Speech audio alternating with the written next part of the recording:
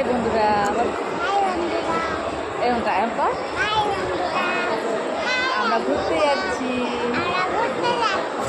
কোথায় যাচ্ছ বলো?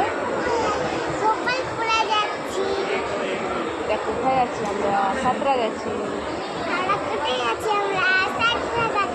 সাঁতরাগাছি থেকে আমরা ব্রহ্মপুর যাবো।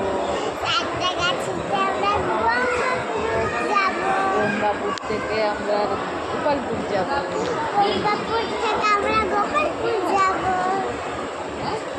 খুব মজা করবো,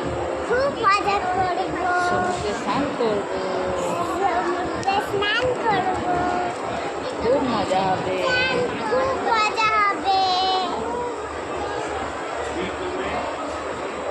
তোমরা কি আসবে আমার সাথে?